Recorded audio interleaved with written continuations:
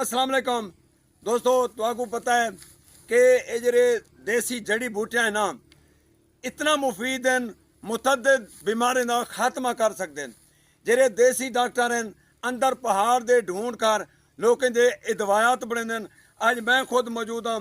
ये जेरी जड़ियां बूटियां ऐसा ये पवे ये मैं खुद गोलन। मैं ये वाला पुछदा इथों इलाके के जेरे रिहायशी हैं सारे प्यारे वीर शुएब खान खोसा चोटी बाला दे ज्यादातर ये जड़ी बूटियां चोटी बाला दे पहाड़े दे विच होंदे हन उथां ही ते असां गोलन जी। शुएब दसे जे ये जेड़ा जड़ी बूटियां ने बरकत भाई मैं थी वो चंद मार पहले मुल्तान दा मेरा एक दोस्त है, उमन ने राब्ता कीता। कौन डॉक्टर है या नहीं मैं दोस्त हूं कि यार सदा कोई मसला है मरीज दा। ई बूटी दी मैं को तस्वीर सेंड कीती है यार तेरे इलाके दे विच मिलसी। हां हां मैं तिथो जाऊं को 100 तस्वीर सेंड कर देती है। जी जी ए अलहदैन ए अलहदैन ए बूटा ठीक है अलहदैन। ओ वाला शपेसा लान इथो ने गन गन। अच्छा इथा दमा ए- बूटी सदी नी ये दमा है। दमा भी बूटी है। अच्छा अच्छा ए सिमहार बूटी सदी नी है। सिमार बूटी। हाँ।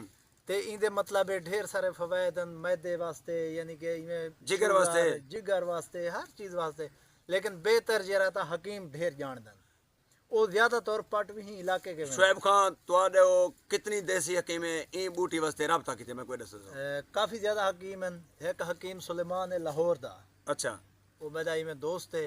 वो भी मैं को ऑफर की थी यार बिलीव मैं तक अगर तू पहुंचा सकें तो पहुंचा। मैं यार इतना टाइम का नहीं होता मसरूफियात होंदी है। तुसा लिहाजा अपनी तुसा अपने बंदे भेज सकदो।